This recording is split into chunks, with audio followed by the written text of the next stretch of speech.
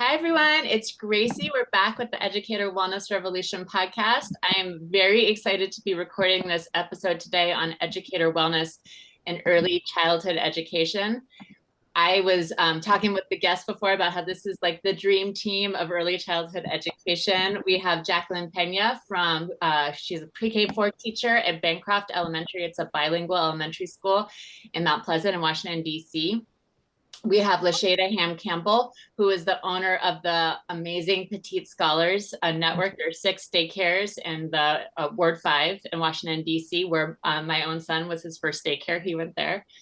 And then we have Larissa Lay Wilkinson, who is the deputy CEO of PreK for SA, which is a citywide initiative in San Antonio, Texas, to bring more pre-K to all of its families and children. So thank you all for being here. Thank you. Yeah. Let's start with you, Jackie, about how you got started in early childhood and your interest in educator wellness. Okay, awesome. First, thank you so much for the opportunity. It's an honor for me to be considered among this elite group. My name is Jacqueline Pena. I'm a pre-K4 teacher in our nation's capital, Washington, D.C. I teach Spanish immersion at Bancroft Elementary. It's a dual language school. It's in Ward 1, and I'm also an Empower Ed Fellow, like you mentioned. When I got into teaching, I actually started off as a substitute teacher. I had the opportunity to teach all grades from pre-K to fifth grade. I was pregnant that first year as a substitute with my first child, and it was also the year where COVID hit. So we all transitioned into virtual learning. The following year, I was an instructional aide for kindergarten. We were still virtual. And I was pregnant with my second child, which was not planned, not expected at all. And all the while I was in school, I was completing my teacher certification. It was a lot during that time. So I would say that my interest in educator wellness started there. It started with myself. I had the teacher that I worked with in kindergarten, Mr. Lemos. I have to give him a shout out. He's just impacted me so much.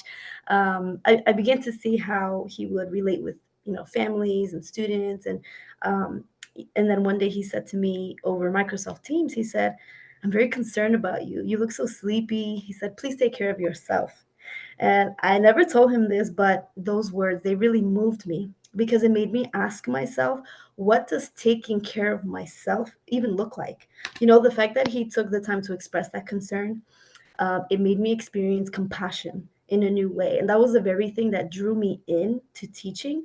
The more I talked to different educators and the more I observed everything that they do, I realized, wow, educators are some of the most compassionate people I've ever worked with.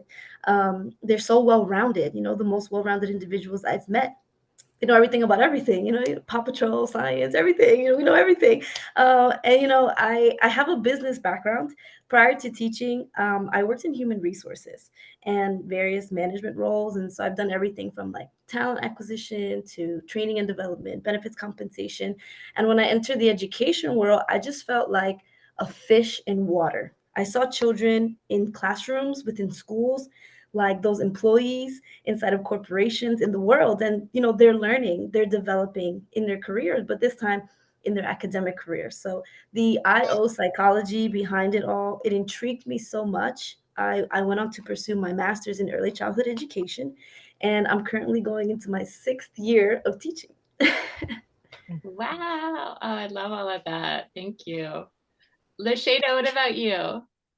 I was going to say I have some similar, but not quite similar to Jacqueline's experience, where I started as, a principal during the initial introduction of universal preschool in DCPS. So I was in a school where we were severely under enrolled, and most principals I was a preschool through 8th grade campus, kindergarten through 8th grade at that time. Most principals had no clue what ECE was, but we took the children because it was the head count. And it got you more funding for your school because there's more physical bodies in the school, which equaled more revenue for your school's budget. And we would be at those principal meetings like the first year. And I would hear so many people say, I don't even go in those classrooms what's happening there doesn't matter. It's third grade, it's fifth grade, it's sixth grade, eighth grade, the data. We have to make sure we're meeting those targets so that we can be noticed, for our achievement. And what's happening in early childhood education didn't matter. And honestly, I started to go into those classrooms and question, like, why are the children playing in sand? And what is this dramatic play? And how is this going to lead to better results and testing outcomes? And so initially I went in with this negative framework of like, what is happening here? And how is this going to better prepare our children to sitting in the classroom for teacher observations and seeing the amazing work that the early childhood teachers would do with 3-year-olds and 4-year-olds. And that started me on the path to finding my passion in early childhood education. I was in a master's, no, actually doctoral program while I was a principal. And I started like taking courses in ECE because I wanted to know more about early childhood education, and then fell in love with Maria Montessori and the Montessori method.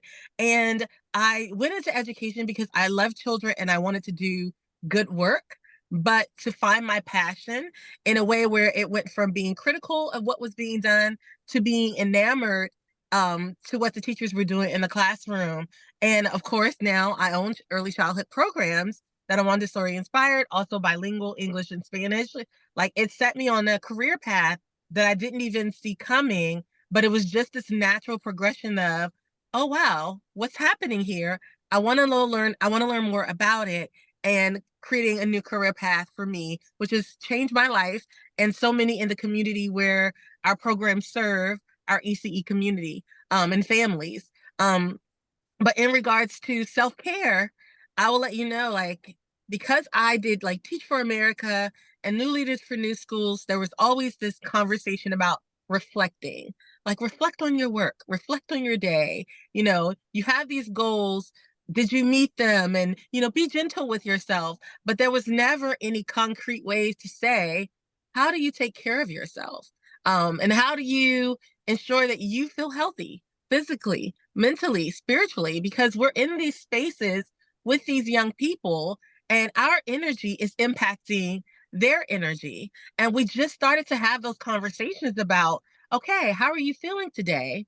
And how is that going to impact the children? And not just how your feelings are going to impact the children, and that's the primary focus. That's a huge focus, but how is that creating this life that you're living? And I feel like so many of us were just trapped in the rat race because we were at that heightened sense of do or die in DCPS. Like, we had a chancellor at the time. Sorry, I warned about this call. We had a chancellor at the time who was so data focused and so data driven. There were so many people who were in the sense of fear of, I either perform or I'm fired, whether that was teachers or principals. And it didn't create a good atmosphere for healing and worrying about your sense of self and your emotional health. And so I feel like it was stunted in that way. And I don't know that before I left, if that ever really changed, other than starting, planting the seed of, hey, let's check in. How are we doing? And how does that impact, our day to day? Wow. Yes. I just want to say, I'm so glad you followed your curiosity. And I really think there's so much power, because I think about how many families and children and like all the people you touch just by like going, me like, what is going on here? That is really fascinating. So I don't know if you remember in like the late 90s, early 2000s, there was that whole movement of like, find your purpose, a purpose driven life. And everyone was like reading the purpose driven life book, and everyone was searching. And I felt like, oh my God, I'm in teaching. I love it. I'm in education. I love it. But I don't feel like I found my true calling. And early childhood education became the calling that I was waiting for to find me. And we found each other. And I'm so excited about that and love it. So thank you. Yeah. Beautiful. Great. Larissa, what about you? Yes, so I have been in early childhood for the last 2 decades, which is crazy to say. And much like these two amazing, incredible ladies on this call, if you had told me I was going to be a pre-K educator, and that this was going to be my passion for 20 years. When I was an undergrad, I would have never believed you. It actually was my mother's passion. She was a nurse growing up. My mom is Hawaiian and grew up on the islands and did a lot of caretaking for other people's children on the islands, and really grew up with a sense of loving young children and wanted to open up her own child development centers. And because of different life circumstances, never was able to do that and got into nursing. And then finally went back and got her AA degree, and got into teaching, became a Head Start teacher and loved it and really fulfilled her dream. But that was always her dream and her legacy. I never thought ever that I would follow in her footsteps. But in undergrad, I was a communications major and was doing public relations and really hated it. And was like, okay, but I have to give it like one more year. I've like invested all this time, all of this stuff. And two of the things that I was incredibly passionate about and knew I wanted to bring into my work life was social justice and human potential. I really, those were the things, how do we cultivate human potential was a big thing that I wanted to know more about. And so for me, education seemed like a perfect nexus to do this work. And it just so happens that I got a job in Washington, D.C. For a national early childhood advocacy group who at the time, this was the early 2000s as well, was really advocating for this idea of universal pre-K across all 50 states. I knew nothing about education reform, nothing about education, and I sure as heck didn't know anything about pre-K or early education. But my job as a communications fellow was to ensure that my boss at the time, who was a wonderful early childhood guru, Libby Doggett, got on interviews with these reporters across the nation. And so I will never forget, it was day 3 of my job, and a reporter was asking me, so why should I care about pre-K anyway? Aren't they just finger painting? And in my head, I was like, I have no clue, but that sounds about right. But maybe I should do my own research and figure out what this whole thing around early education is. So I spent a year in this political advocacy position, doing a ton of research on early childhood, really understanding the benefits of what it means for young children and families. And then immediately knew that I also wanted to teach. And so I went into teaching after that and spent 3 years in DC public schools as a Head Start teacher and loved it. But my first day on the job in this DCPS school, I came in early. I was a very eager teacher, wanted to set up my classroom. And I was talking to the admin at the front and I said, tell me, so what is the difference between Head Start and public pre-K? And she said to me, Head Start uses crowns and public pre-K uses pencils. And I said, that sounds off and wrong. And so I spent a lot of time getting my master's and understanding why we had such messed up perceptions about what was happening when you had the same group of children at the same age in one site, and yet our perception of these two groups of children were so incredibly different. I went on to work in a charter school space as well before I founded my own university lab school. And so it was an early childhood lab school. It was a Reggio-inspired lab school. I ended up going to Italy, learning all about Reggio Emilia-inspired education, which was beautiful, very art-centered, very project-based. And so created this lab school with a mentor of mine, had a lot of fun for 5 years. And then my hometown of San Antonio, Texas, which I never thought I would move back to. Was loving my DC life, loved everything about seasons and cherry blossoms and this wonderful community that I had. Well, in 2013, San Antonio did something incredibly unprecedented.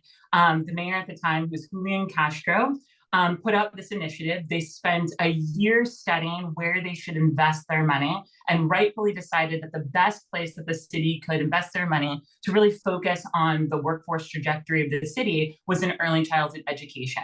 So in 2014, they started an initiative called PreK for Essay. And I was hearing about it. My mom was calling me. All of my early childhood friends from across the country were like, Larissa, you've got to come to San Antonio. This is amazing. And 4 years into the initiative, I did come down, and we call it PreK Disney. It is this beautiful, beautiful space and place. We educate over 2,000 3 and 4-year-olds. Through our direct services site, we have 4 education centers and a partner elementary school. But on top of that, we also have a robust family engagement program. And then we also deliver free professional learning to educators across the city. We have a whole professional learning department, as well as give out around roughly $4.2 million to programs all across the city. So our goal that are interested in early childhood education. So our goal is not just directly educating the 2,000 children that we serve, but also really elevating the quality of early childhood across the city of San Antonio. So it's a really, really beautiful initiative. I fell in love with it and been there for the past 7 years.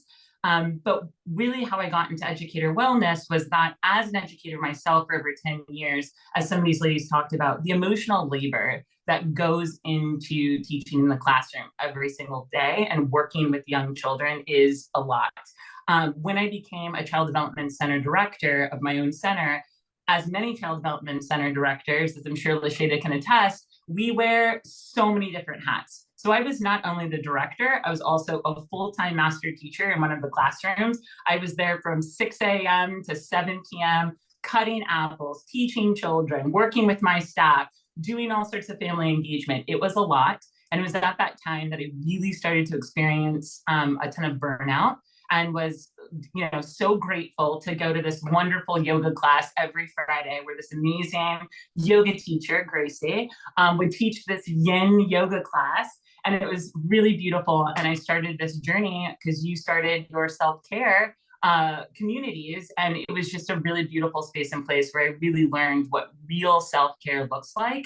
And just like both of these ladies said, the importance of taking care of ourselves as educators so that we can give back to our children and our families and our staff, we're administrators, and how important and non-selfish self-care can be when you're really doing it holistically and right. And I just learned so many different things about nourishing routines, how to get better sleep, mindful eating, that really helped me to continue to be great in what I was doing at the school and really show up for the people I wanted to show up for. And so as a leader now, being able to afford the opportunity for our educators to get that same knowledge of self-care and to have educator wellness, I think is a real gift, especially for early educators right now, because there's so much going on, in the milieu since the pandemic that I think early educators are really facing a ton of unprecedented stress right now. So I think especially at this time, it's critically important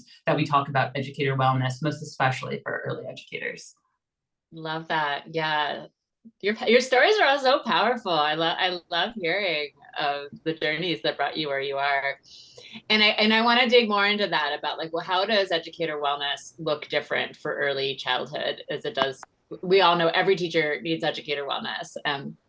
But I just looking in, I can see that there are certain things. And when I talk about wellness in terms of individual things, but also the bigger systemic things of what kinds of support are necessary. So Jacqueline, can we go to you how you think educator wellness looks different for ECE? Yeah, definitely. I think there is some uniformity across all grade level educators, kind of like a basic needs in the field, right? We all need time. We all need space, space to work. We also need space to be transparent. I think teachers feel very easily criticized, with the pressure from administrators and families and even students. And the highest I've taught is a summer school 5th grade class, right? I've not gone beyond that. But I've heard many educators in middle school, high school, talk about things like trauma. Teachers experience trauma when you've lost a student to violence or unexpected tragedy. Students feel that, teachers feel that, communities feel that. I think in ECE, we do a lot of preventative work. We're trying to set up our students for the years to come. And in the upper grades, I think they're doing a lot of restorative work. We're building ladders. They're building bridges. We're helping to shape and form identity. And in the upper grades, they're kind of dissecting it, right? Identity. They're trying to figure out who they are. parent involvement is also very different in ECE than in the upper grades. And many times, the most stable individual in a student's life is their teacher. And in upper grades, you're most definitely a role model, a significant figure to your students. So when you talk about differences, ECE versus the upper grades and educator wellness, I think we're all striving towards a healthy work-life balance. But for most educators, it's very hard to disconnect. When you have small children who cannot speak up for themselves, who can't tell you what's wrong, they're not able to pinpoint, why they're sad, why they feel a certain way. And it's just, you have to really dig deep to find that out. It's an emotional strain and it's a mental strain. And, not to mention like cases that we see, custody cases and different family situations, families that are, fighting for their housing. So we all have families we want to be sane for. We have loved ones we want to go home to. And in the end, I think educators are the soldiers at the front lines of our various education infantries. I don't think, no matter what grade level you're in, you have different challenges that you're facing. And I think there's a little bit of PTSD involved here. Like when you're so in the groove, in the you do this and you do that and you do that. It's like something so simple, like, you're sitting at your desk, you're trying to multitask, and then the lights go flashing, the alarm goes off, and you're like, really? Like, the last thing I need right now is a fire drill. It's just mentally, like you feel like you're on edge all the time. And so what does wellness look? How does it look different in ECE? I think many times in ECE, we play the roles of doctors, we play the roles of mothers, we play the roles of, caretakers. We're advocates. It's a lot of advocacy in ECE, trying to make sure that families have the resources that they need, trying to make sure that children have the resources that they need, ages and stages, making sure that they're evaluated, like really, really setting them up for the future.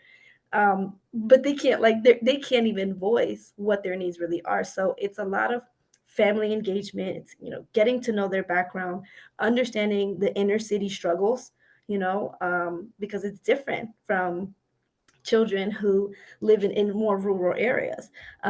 So yeah. Yeah, no, yeah, it's so important what you're saying. I love that about building the ladders. And I know that at my kids' elementary school, the ECE invited all the other teachers down to be like, this is what we do here, and this is how we're like setting everybody up for your classes later. And I heard from the upper grade teachers that was like so insightful, because like we don't even know what happens in the basement. Right. But them understanding that, they're like, oh, so just being able to have that metaphor, I think, is really great. Thank you so much. Lashada, what do you think? I was going to say, from the lens of childcare centers, I think the number one thing is time. Often centers don't have a great capacity for staff and budgeting for staff. So when people need to take off, especially when teachers were new to my program, they would be very apologetic. They would give a long explanation to why they need a day off. And I would stop them and I would say, unless it's excessive, you don't have to explain to me why you need a day off. You have a family, you have a life, you have your own health and your own needs to tend to. And that alone was like a breath of fresh air for them, to feel like you're not going to be angry with me and I'm not going to be punished because I need a day off. And let's transfer that to like the annual calendar, because families are paying for this care and their children are so young and need so much, attention and have so many needs. When the program is closed, it's a big, let's say, inconvenience to families. So finding, finding a way to build a calendar. For example, our professional development days flank Holiday Monday, and we've been doing that for like maybe 8 or 9 years now. And there's not been a lot of pushback. There's always one or two families who might complain, but that's our way to like get a long weekend, to get a break, where otherwise we don't have long periods of time apart from our wonderful babies and infants and toddlers that we take care of, where teachers can just rejuvenate and be by themselves without their children also having that day off of school. Or, because when it's a federal holiday, everyone's off for the most part. So if our teachers are off, they're now back in mommy mode. So it's just trying to find ways to build into time so that they can have time. And our PD days often are half days and shortened days where I'm like, and then the rest of the day, take care of yourself. And often teachers are putting like doctor's appointments in the afternoon of that day. And I'm like, well, technically that's taking care of yourself, but that's not what I meant by take care of yourself. Like, go do something great and fun for yourself. I'll say the other part of it, now that Washington D.C. has pay equity, which is a program that was equalizing pay for teachers who work in childcare centers to teachers who work in schools, as long as they have the same degrees and credentials. That again is self-care, because having monies to do things for your families and being lifted out of poverty by getting an increase in your salary is huge. It reduces your levels of stress. We all know when you can't make ends meet and when you can't pay your bills, or if you can't. I had a teacher where I was just like, oh, are you going to enroll your sons in swim classes and soccer? And she very humbly said, Miss Lashada, that costs money. Like, I don't have the monies to do that. And as you said, we were speaking to Councilmember Henderson here in Washington, D.C., and I'm telling her that same story, and she pulls up her phone and shows a picture of her son in his soccer uniform. Because of pay equity, she has disposable income to enroll her son in a soccer program, because these things, unfortunately, in DC, free programs for sports and then after school activities are very limited and very far and few in between. So I think we have to look at it from a time perspective, a pay perspective, and just releasing stress of everyday life from our teachers and our early childhood educators, so that they can then feel a sense of security in the work that they do and the lives that they lead. And that's tied to time and money. I'll say that those are the two huge factors for our early childhood educators who work in childcare. Absolutely. Yes. And I love how creative that people are being to be like, all right, like we don't have those. So like, let's add an extra day, or like the big creativity of like, how do we actually create a fund so people can make this money? Because it's so expensive for families to pay for that daycare. And like, it does need to be subsidized. So I really love that the council has been able to do that. And I really appreciate your all's continued advocacy on that. I love hearing your teachers testify during the council hearings. Yes. Larissa, let's go to you. Yeah, and I will build off of some things that Lashida is talking about, because I think it's really incredibly important. I think something that is so unique about early childhood that is very different from K through 12 is that we deliver education through what we call a diverse delivery or mixed delivery system, meaning that we have child development centers, we have public pre-K, we have family providers, we have FNN, which is family, friends, and neighbors. There are so many different settings with which early childhood is delivered. And depending on the setting that you work in, perhaps even the age of the children you teach, and also your own personal identity as an early educator, can all impact your experiences. And they're vastly different experiences. To Lashida's point, people are getting paid different salaries. At PreK for SA, we pay our teachers beyond a livable wage. They are not only competitive, but supersede the salaries of the public school system. And unfortunately, that is just not the reality across the city. In San Antonio specifically, child development center educators are getting paid $6 to $8 an hour, like not even at all a sustainable wage, a livable wage. So pay is huge. And the statistics are staggering on our early childhood workforce. So we have nearly half of our workforce relies on one or more public programs for assistance.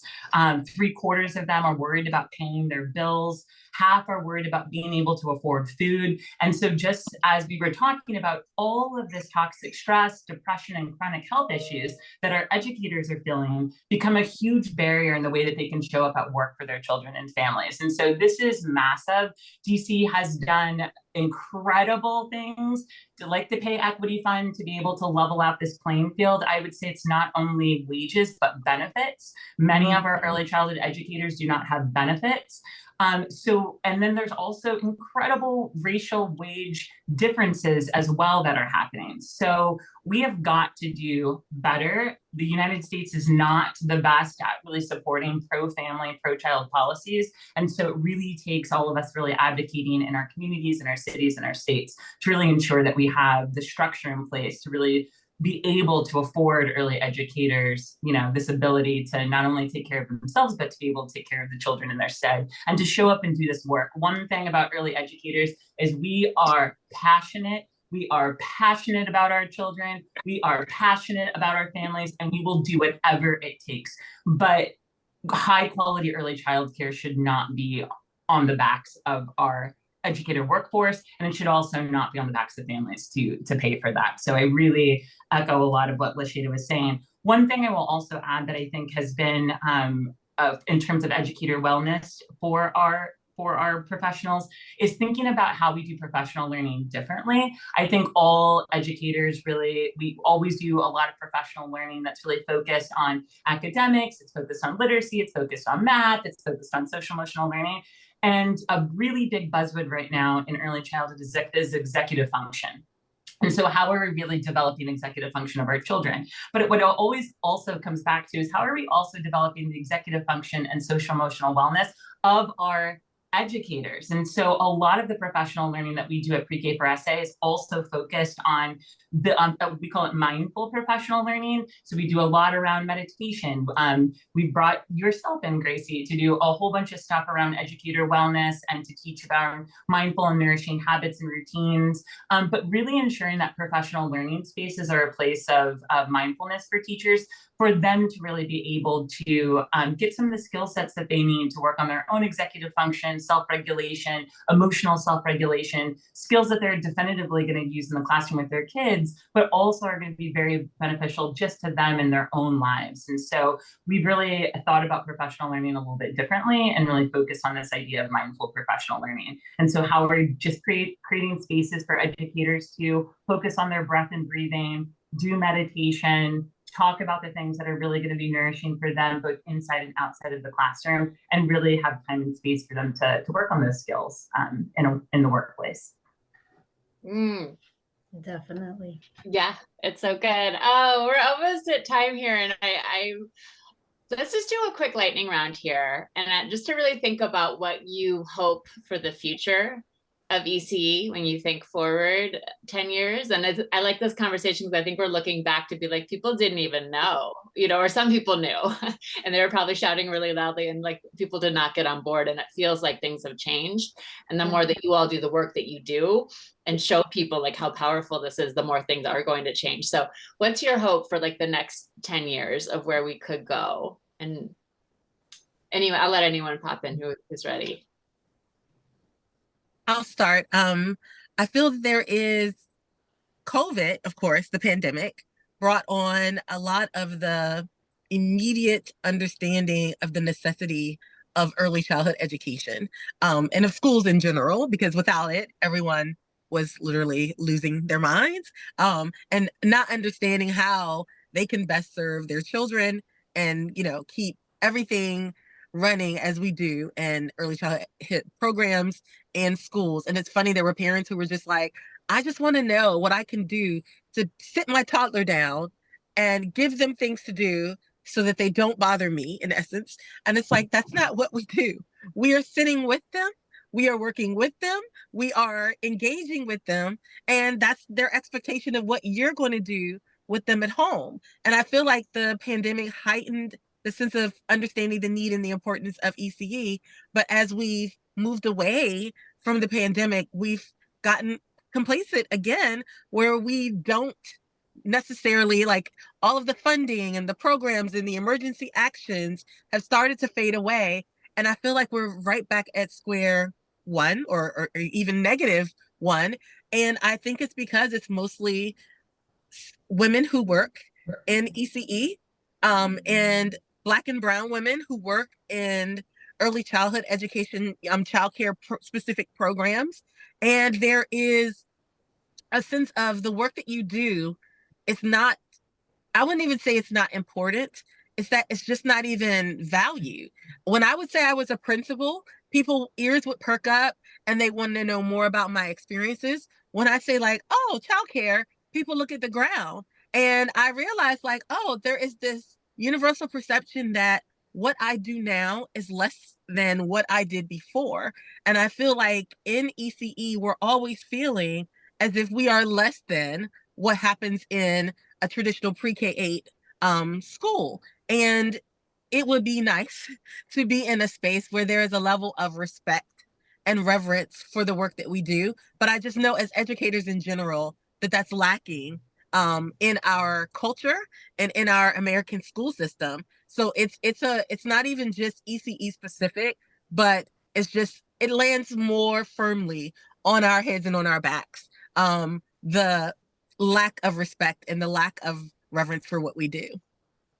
So I'm hoping in the next 10 years, as there are more policies to support ECE, as people keep continuing to put focus on what we do, that the level of respect and the level of support for what we do continues to grow. Like we're in a position now where I talked about pay equity, and unfortunately, it's one of the first things that may be cut from the 2025 budget here in DC because of lack of funds. And for us, we're all in the uproar because it's like, you've made promises to us and we are honoring our end of the promise. And the moment something falls awry, we're the first program that's targeted. And I think that disheartens us as women, as early childhood educators, as people who have invested and poured into our youngest people so that the economy can run, so that our families can work.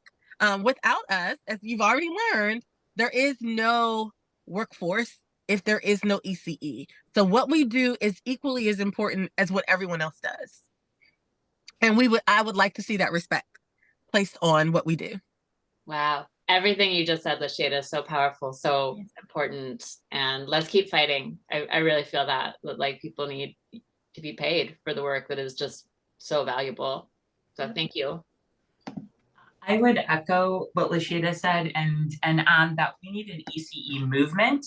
I think that the pandemic opened up an incredible opportunity and a policy window for us to make changes. But as was already talked about, we get very excited about things and then that momentum starts to roll back. And in order to really get to the space and place that we need to be, we've been talking a lot about on this phone call around advocacy, but we need more public advocacy. We need more people who are pushing for the importance of this, not only in communities, but also from our business colleagues, from philanthropy. We need other sectors to come together and we need more public voice. During the pandemic, everyone felt it. Every parent felt what it felt like to do the work of having their child home. All of those parents and predominantly all of those women who frankly really need the childcare to get back into the workforce, we need to have more voices in this advocacy fight. And I think we really need to start this ECE movement. And, I hope that through this movement, we can really have more pro-family, pro-child policies in the US that really support this work, because I think that's what it's going to take. It's really going to take a whole new systems overhaul. I think the system that we have right now just isn't working, and it was designed that way to not work well. And we need to redesign it. We need to rethink it. Within early childhood, I think we need to start listening to different voices. I think, we really have to uplift the voices who have been doing this work for a really, really long time. But we need more public advocacy in this space. And the more people, the more we have different sectors that are coming together to really talk about early childhood and what it's really doing for our economy, what it's doing for our society, is going to be critical to move the needle. Yes.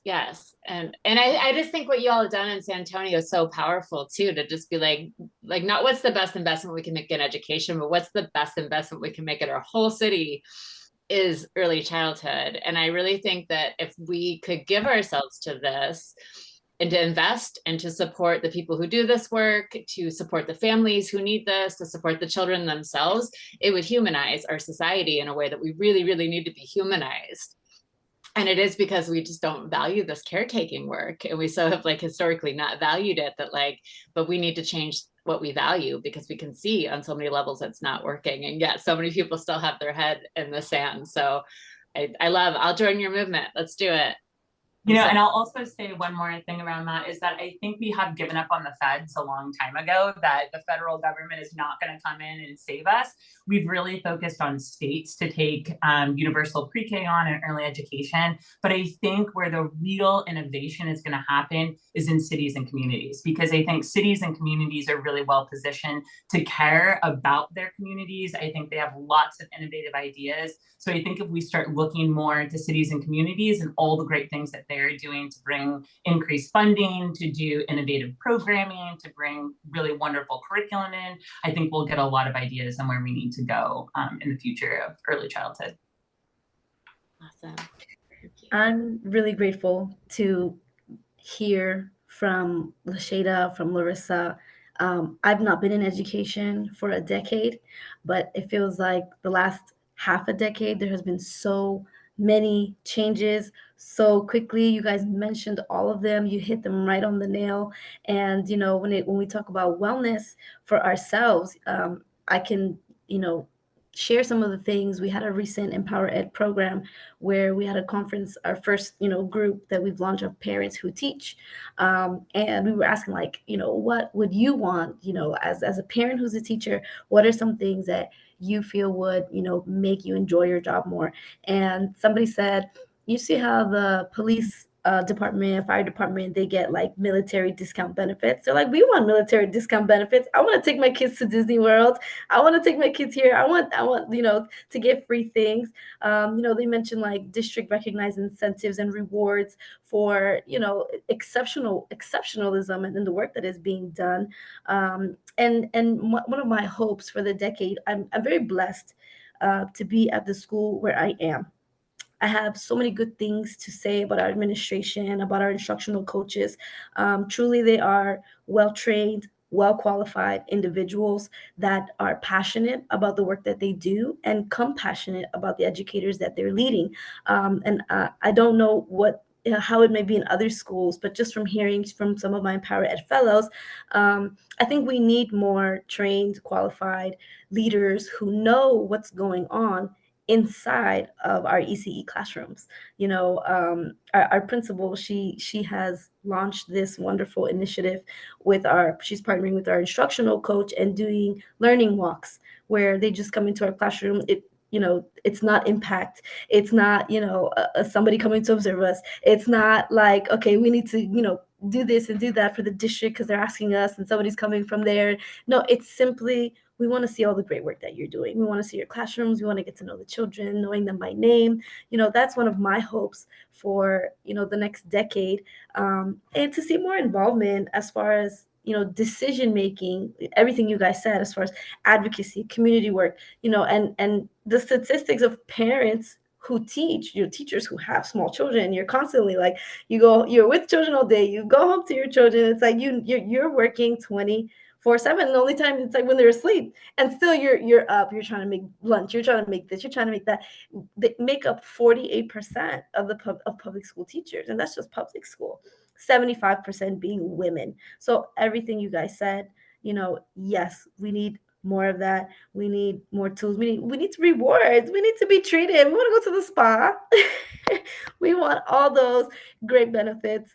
And really, we want our children to be well. If our students are stable, because we can go on about this all day, allocation of resources and the disparities between wards.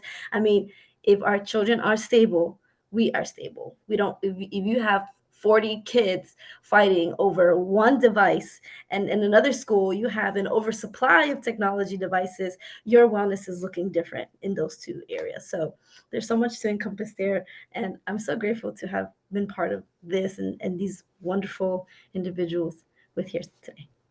Yes. Thank you, Jacqueline. Yeah, I'm so grateful. This is such an amazing conversation. And, you know, I really feel like if you want to find like joy, go to EC and hang out because those kids bring joy. Yes. And I really feel that joy with you all right now. So I'm super grateful for you all for sharing your time and your expertise, and also that passion is so strong. And we will stay with you in this. I really see that this educator wellness is being such a crucial piece of like changing the system so people really can be well overall. So thank you all so much. We appreciate you for being here and appreciate everyone for listening. Bye, everyone. Thank you, Gracie. Thank you.